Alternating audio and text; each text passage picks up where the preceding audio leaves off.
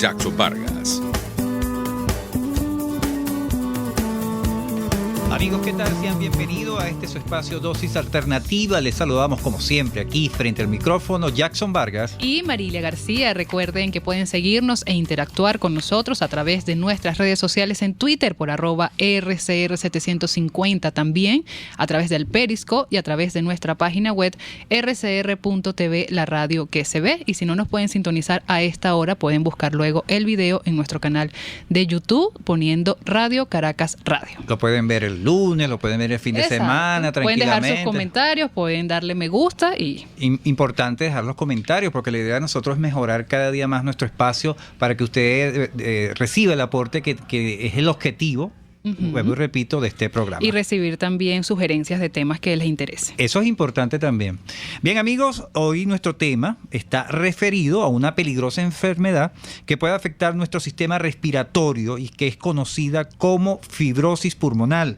Es por ello, Marilia, amigos, que hoy nos acompaña a través de la línea telefónica Ana Bielma, médico internista, neumonólogo y presidente de la Sociedad Médica del Hospital El Algodonal. Bienvenida, doctora. Buenos días, ¿cómo están ustedes? Muy saludos a su audiencia y a ustedes también. Bienvenida nuevamente, doctora, gracias por atendernos. Así es. Muy bien, gracias. ¿Cómo están ustedes? Muy bien, otra protagonista, ¿no?, de nuestro espacio. Tenemos bastante protagonistas. Sí, la que nos ha acompañado desde el primer momento. Así es. Gracias, muy bien amable. Importante su participación, doctora. Vamos a empezar por la parte elemental, como siempre decimos aquí. ¿Qué es la fibrosis pulmonar? Ok, fíjense, primero tenemos que definir los términos para poder que la gente nos entienda, porque es un tema bastante complicado y bastante difícil de que las personas comunes, porque este programa es para que la gente entienda. Así es. Qué es lo que está pasando. Primero, el término fibrosis significa endurecimiento de algo. Recordemos que el pulmón es como un globo, se infla y se desinfla cuando nosotros respiramos. Cuando eso ocurre, hay un intercambio de algunos gases como el oxígeno y el CO2, que esa es la función del pulmón. Claro. Cuando hay fibrosis, esta función se pierde porque esa elasticidad del pulmón se pierde por algún tipo de enfermedades. Podemos citar de 150 a 200 enfermedades que pueden producir fibrosis pulmonar. Y voy a tratar de explicarlo en la forma más sencilla para que nos puedan entender. Ahí comienza primero con una inflamación del pulmón, y esa inflamación que se perpetúa en el tiempo hace que esta elasticidad del pulmón se pierda. Y entonces el pulmón forma cicatrices, y esas cicatrices hacen que ese pulmón se ponga rígido y pierde su función. Estas enfermedades se han catalogado y se han agrupado para poder entenderlas mejor. En el 2011 se hizo un consenso. En el 2013 ese consenso se volvió a mejorar, y el 2016 los que más han estudiado la parte de lo que es fibrosis pulmonar, se hizo otra actualización. Estas enfermedades se clasifican como enfermedades que alteran el intersticio pulmonar. El intersticio pulmonar es como el sostén del tejido pulmonar, y ahí es donde se hace el intercambio de lo que yo les hablo de los gases, del oxígeno y del CO2. Esas son, como siempre, disculpe que la interrumpa allí, doctora, un poco para ir la dinámica de la entrevista. Eso que usted nos acaba de decir, repítala por favor la palabra. Las enfermedades intersticiales pulmonares. Ajá, esa es como la red que siempre vemos cuando dibujamos el pulmón, ¿no? Eso es correcto. Ese es como un arbolito que vemos allí cuando estamos pequeños. Los arbolitos son los alvéolos. Y esos alvéolos están en contacto con ese intersticio, porque ahí es donde se hace el intercambio del oxígeno con los vasos. El oxígeno entra por los bronquios, llega a los alvéolos, y ahí se difunden los gases en el momento en que pasa la sangre. Ajá. ¿Y qué es lo que pasa con eso, con esa parte? Ajá. Ese intersticio se daña. Es decir, se hace una cicatriz y se pierde esa capacidad de intercambio de oxígeno, porque ese pulmón estuvo mucho tiempo enfermo, inflamado, y llegó a ser una cicatriz. ¿Okay? Estas enfermedades se clasifican. Hay enfermedades que son producto cuando estás en exposición en tu ocupación, ¿ok? Por inhalación de polvos orgánicos o polvos inorgánicos, por radiación. Algunos medicamentos también producen cicatrización o fibrosis del pulmón. algunas enfermedades infecciosas y algunas enfermedades ya genéticas que ya están, que se estudian, ¿ok? Claro. ¿Y enfermedades infecciosas como cuáles, doctora? Las enfermedades infecciosas como la tuberculosis, como las micosis, ¿ok? Son mayormente estas enfermedades granulomatosas, infecciosas, que pueden ocasionar en ocasiones fibrosis pulmonar. Doctora, usted está dando las explicaciones y habla sobre la inflamación del pulmón, ¿no? Como primera parte de este proceso para llegar a esta etapa de la fibrosis, ¿no? Entendí Sí, que eso es así. Pero si esa inflamación se está dando, yo como afectado empiezo a manifestar algún síntoma que me diga, mira, algo te está pasando con el pulmón. Digo, de repente mi respiración no se expresa o no es como debería ser. Sí, correcto. Fíjate, en ocasiones esta inflamación pasa inadvertidas porque no dan síntomas. ¿Okay? Pero no quiero adelantarme todavía a decirte los síntomas, sin antes hablarte más de la introducción de la enfermedad, porque cuando hablamos de fibrosis pulmonar es muy amplio. Claro. Entonces tenemos que como dividirlas. Tenemos las enfermedades intersticiales que pueden provocar fibrosis pulmonar y definitivamente tenemos que estudiarlas casi que como por descarte, porque son muy difíciles. Entonces tenemos que ir poco a poco dilucidando cuál es. Y eso lo hacemos con la historia clínica y, por supuesto, conversando con el paciente, porque entonces es cuando tú le tienes que preguntar, ¿usted está expuesto a algo? ¿Usted recibe algún medicamento? ¿Usted recibió radioterapia? Por ejemplo, en los pacientes. Es la etapa de diagnóstico, pues. Exactamente. Y una de las primeras que sí tiene ese nombre de fibrosis pulmonar idiopática es la que más se ha estudiado, y por haber estudiado más este tipo de enfermedades que conocemos un poco más de la fibrosis pulmonar y conocemos más el manejo y el tratamiento, debido a que esta enfermedad se estudió más a fondo. Esta fibrosis pulmonar idiopática es más común en los hombres mayores de 50 años y casi nunca nos dan síntomas precoces. Cuando ya nos llegan los pacientes, pues el paciente ya trae los síntomas por mucho tiempo y en ocasiones ya es muy tarde el momento en que nosotros los vemos. O sea que es peligrosa, es silenciosa, ¿no? Es una enfermedad silenciosa. Esto por ahí parte poco a poco, ¿no, doctora? Para que la gente vaya más o menos ubicándose, nuestros amigos oyentes. Esta parte que usted habla de los hombres, ¿qué? Mayores de 50 años. Mayores de 50 años. De 50 años. Si a eso le añadimos que fuma, si a eso le añadimos que están expuestos, como las personas que trabajan en la construcción, que están expuestos al polvo, el cemento, esos candidatos son aún más, esa cifra. Mayores riesgo. Exacto, ese riesgo aumenta en esos hombres de 50 años. Correctamente, sí, señor. Fíjense que los síntomas pulmonares casi son comunes en cualquier patología pulmonar. Todo el mundo tiene tos, en ocasiones pueden tener flema, en ocasiones no, y todo el mundo se cansa, ¿verdad? Sí. Entonces, en ocasiones esos síntomas son tan leves que la gente no le presta atención y nunca acuden al médico. Cuando esta sintomatología se acentúa el cansancio. Por ejemplo, yo trabajo en un tercer piso, siempre he subido los 3 pisos, óchale, ahora desde hace un mes, 2 meses, yo llego al primer piso y me siento cansado. Eso no es normal, algo está pasando. Cuando estos síntomas se van acentuando, el cansancio, la tos, es importante recalcar que la tos en esta enfermedad es seca, nunca tiene expectoración, y el paciente, además de eso, comienza a perder peso, pierde su musculatura. Eso nos hace pensar de que algo está pasando en ese pulmón y el paciente debe acudir a un médico, ya sea general o internista, y después, cuando se hacen los primeros estudios, pues ese paciente será remitido al neumonólogo. En todo el mundo ha sido difícil agrupar estas enfermedades que provocan fibrosis, porque son muchísimas causas, y por supuesto en los países industrializados, en los países desarrollados, pues se han hecho grupos de trabajo multidisciplinarios para poder clasificar la enfermedad y poder llegar a tratarla y evitar que este paciente se complique luego por la enfermedad. Así es, bueno, doctora, con estos puntos importantes creo que nos asomó allá los síntomas, pero al regreso vamos a tratar más sobre esta enfermedad fibrosis pulmonar. Como bien lo decía la doctora, son muchas causas, agrupan muchas enfermedades, más de 200 enfermedades que pueden agrupar esta infección, pero al regreso ampliamos más sobre esta enfermedad fibrosis pulmonar. Ya regresamos con más de Dosis Alternativa. Volvemos en breve con más Dosis Alternativa. Porque en la gama de posibilidades, usted toma la decisión. Solo por RCR 750 AM y rcr.tv. Puede seguir nuestra programación a través de rcr.tv, la radio que se ve. La sonrisa es nuestra mejor carta de presentación y la doctora Yoconda Mazochín te ofrece los mejores y más accesibles servicios odontológicos para que adultos y niños luzcan una dentadura impecable. Te ofrecemos blanqueamientos, prótesis dental y un excelente diseño virtual de sonrisa. Estamos ubicados en Bellomonte, Torre Financiera, Caracas. Contáctanos por el 0212-751-5165 o el 0424-208-0402 y en Instagram por @od_yoconda_m.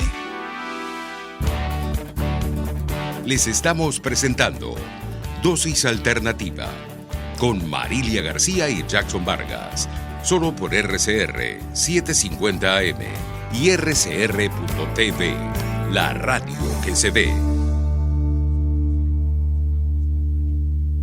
Bien, amigos, ya estamos de regreso en Dosis Alternativa. Hoy estamos hablando sobre la fibrosis pulmonar. Para ello nos acompaña vía telefónica Ana Bielma, médico internista, neumonólogo y presidente de la Sociedad Médica del Hospital El Algodonal. En la parte anterior nos explicaba un poco sobre las causas de esta enfermedad. Son más de 200 enfermedades que se pueden agrupar. Pueden ser por infecciosas, pueden ser genéticas. También nos dijo un poco sobre los síntomas y ahí me quiero detener. Decía la tos seca, pérdida de peso, también hay más cansancio al subir escaleras. Pero ¿qué otros síntomas nos puede alertar sobre esta enfermedad? Porque yo creo que se parece mucho a estas enfermedades infecciosas. No, Marilia, como la tuberculosis. Y antes de que responda la doctora, que también le iba a hacer el comentario, es que la tos, el subir y sentir más cansancio, de repente mucha gente lo asocia con la edad. Exacto. Es decir, y entonces por ahí pasa desapercibido, pues, no se toma la importancia. Dice, no, esto es normal que tengo la edad que tengo y es normal que me canse. Exacto. ¿no? Entonces por eso quisiera saber qué otros síntomas nos puede decir, no, mira, yo tengo que asistir al internista o al especialista para que me evalúe. Muy bien, exacto. Eso es importante de decir, que tratar de que la gente siempre busca alguna excusa para no acudirnos a nuestras consultas, pero no es normal que el paciente se canse, que el paciente tenga tos. La tos es un mecanismo de reflejo del pulmón que dice que algo está pasando. Uno no puede tener tos todos los días. Entonces, eso es un signo de alarma. La otra cosa que puede pasar y que el paciente lo nota es cambios de coloración, sea en la boca o en los dedos de la mano o los dedos de los pies. Ese cambio de coloración es una coloración azulada que uno le llama, el término médico se llama cianosis. Los otros síntomas que puede tener el paciente ya son complicaciones de la enfermedad por sí. Es decir, este paciente tiene tiempo enfermo y va a presentar ya otro tipo de síntomas que tienen que ver con las complicaciones. Recuerden que el pulmón trabaja en conjunto con el corazón. Y cuando tenemos algún problema pulmonar en forma crónica, donde está involucrado la disminución del oxígeno, en términos médicos significa hipoxemia. Cuando esta hipoxemia se mantiene con el tiempo, va a haber cambios en nuestro corazón. El corazón tiene 4 cavidades, 2 cavidades izquierdas y 2 cavidades derechas. Las cavidades derechas trabajan en conjunto con el pulmón. Si el pulmón está enfermo y se mantiene sin oxígeno en nuestro cuerpo, ese lado derecho del corazón va a comenzar a crecer y va a ser insuficiente y va a caer en una insuficiencia cardíaca derecha el paciente.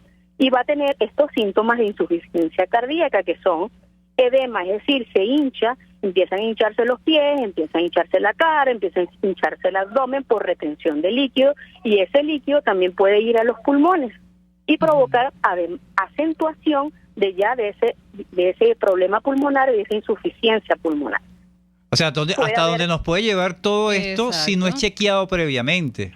Sí, correcto. Las complicaciones de las enfermedades que provocan fibrosis pulmonar. Quiero hacer hincapié que no es una enfermedad infecciosa, que puede ser ocasionada por algo infeccioso, sí, pero no es una enfermedad infecciosa, es una enfermedad que provoca cicatrización del pulmón. Y esa cicatrización hace que el pulmón no funcione como es y no haya un intercambio de oxígeno y el paciente cae en insuficiencia respiratoria. Y esa insuficiencia respiratoria está dado por la hipoxemia sostenida, es decir, la falta de oxígeno en nuestro cuerpo. Claro. Y eso nos va a llevar a tener esta complicación que se llama insuficiencia cardíaca derecha y a la larga nos va a provocar algo que se llama hipertensión pulmonar. Y esa hipertensión pulmonar, que significa que es el aumento de la presión de la arteria pulmonar, nos va a ocasionar otros síntomas, como es el acumulamiento de líquido, la hinchazón, el que le llamamos científicamente edema. El paciente, por supuesto, se cansa mucho más y el paciente va a tener algunos cambios en el nivel de sus manos y de sus pies, como es el abombamiento o el crecimiento. Se le ponen los dedos redonditos, como palillos, como si ustedes vieran una baqueta, el extremo de la baqueta con que uno toca una batería, ese extremo es como más redondito. Así se ponen los dedos de las manos y los pies y el término científico se llama acropaquia. Claro. Amigos, estamos conversando con Ana Vierma, médico internista, neumonólogo y presidenta de la Sociedad Médica del Hospital El Algodonal. El tema de hoy, fibrosis pulmonar. Doctora, ya vimos el panorama, toda esta parte negativa. Es como la bolita de nieve de una avalancha, ¿no? Que precede a la avalancha. O la punta del iceberg. Ya estamos claros, o por lo menos estamos entendiendo todo el problemón en donde estamos metidos por esta situación, ¿no? Pero ahora, sí, llegamos al momento del tratamiento. Supongo que en la medida que esta enfermedad ha avanzado, la recuperación del paciente va a ser más cuesta arriba. ¿Qué posibilidades hay de cura de una persona que está afectada por esta situación? Bueno, primero, para poder llegar al tratamiento tenemos que hacer el diagnóstico. El diagnóstico no es fácil. El diagnóstico lo hace, como en cualquier enfermedad en medicina, tenemos que hacerlo clínico, radiológico y paraclínico. Eso significa hacer una buena historia médica, un buen examen del paciente y pedirle algún tipo de estudios pertinentes. Entonces, aquí es muy importante preguntar al paciente, escudriñar su vida, sus hábitos, su exposición y por supuesto saber cuáles son los síntomas. Y cuando tú examinas al paciente vas a encontrar algo muy característico, como ya les dije, lo vamos a ver, es un paciente que ha perdido peso, ha perdido masa muscular, es un paciente que tiene dificultad para respirar, que tiene tos y cuando uno lo ausculta, nuestra arma es el estetoscopio, pues uno lo ausculta y va a escuchar algo que en términos médicos se llama crepitante. Es cuando si tú agarras una hoja algún plástico y lo rozas, ese sonido que hace esa bolsa cuando tú la friccionas, ese es el mismo sonido que uno escucha a nivel de los pulmones. Eso se llaman crepitantes. Eso es característico de este tipo de pacientes, pero cualquier otra enfermedad puede tener crepitantes, entonces eso tampoco nos ayuda mucho. Claro. Y si evaluamos la parte cardíaca y vemos que ese paciente tiene alguna otra cosa que nos llama la atención, pues nosotros empezamos a pedir una serie de exámenes. El laboratorio nos puede guiar, pero para nosotros es imprescindible una radiografía de tórax, donde vamos a ver algunos cambios específicos de la fibrosis. Cuando te hablé al principio del intersticio pulmonar, que es esa red, esa malla, eso no debe verse en una radiografía. Cuando ese intersticio se afecta, se pone más grueso, nosotros vemos cambios en la radiografía. Vemos algo que nosotros llamamos patrón reticular, que es como ramas de árboles, o patrón trabecular, y otros tipos de patrones como es panalización o panal de abeja. Que eso lo da la rigidez de esa zona, ¿no? Sí, nos lo va a dar la afectación que tenga el pulmón. La mayoría de las veces estas afectaciones son bilaterales, no son unilaterales. Es otra cosa que nos hace pensar más en la enfermedad, porque es algo difuso, no es algo localizado. Después que nosotros tengamos esa radiografía, que vemos que eso no es normal, tenemos que confirmar todos estos hallazgos radiológicos con una tomografía de alta resolución. No es igual una tomografía de tórax normal a una radiografía de tórax de alta resolución. La tomografía de alta resolución nos hace cortes mucho más pequeños y podemos ver mejor el parénquima pulmonar. Y ahí vamos a ver todos los cambios, esto que te estoy hablando de patrones, que para nosotros es importante, porque ya en el último consultorio del 2016 que se hizo en México, nosotros podemos solamente con la historia clínica, el examen físico y la tomografía ya descartar muchas de las enfermedades intersticiales que provocan fibrosis pulmonar debido a estos patrones tomográficos. Después que tú tienes todo esto, tienes que hacerle el estudio funcional del pulmón. Como los cardiólogos necesitan estudios funcionales del corazón, nosotros los neumonólogos también necesitamos estos estudios. ¿Cuáles son estos estudios? Este paciente tiene que tener mínimo una espirometría. Esa espirometría es donde uno va a una máquina y sopla en esa máquina para ver cómo están los volúmenes, su función pulmonar. Esa función pulmonar en estos pacientes, como este pulmón es rígido, no se hincha ni se vuelve a colapsar, pues cuando tú tienes la espirometría, el patrón es un patrón restrictivo. E inmediatamente tú tienes que estudiar ese patrón y hay que hacerle otras series de estudios, como es la prueba de difusión, que es la que nos va a decir esos gases que te hablé al principio, claro. El CO2, el oxígeno, esa prueba de difusión nos va a decir si eso está alterado o no. Claro, doctora, disculpe que la interrumpa allí. Termine la idea, por favor, termine la idea para redondear, porque nos queda apenas un minuto, lamentablemente. Ok. Entonces, bueno, se hacen todas estas pruebas funcionales, además de eso se hace otra prueba que se llama caminata, hay que hacer unos gases arteriales y tú vas corroborando todo lo que probablemente este paciente va a tener, que es la hipoxemia, la que nosotros debemos tratar. Cuando llegamos al tratamiento, si el paciente lo tenemos en la fase preliminar o en la fase temprana de la enfermedad, tú puedes ayudarlo mucho más, pues vas a ayudarlo con algún tipo de inhalador que está en controversia, porque cuando ya tú tienes fibrosis, lamentablemente los inhaladores no van a hacer mucho.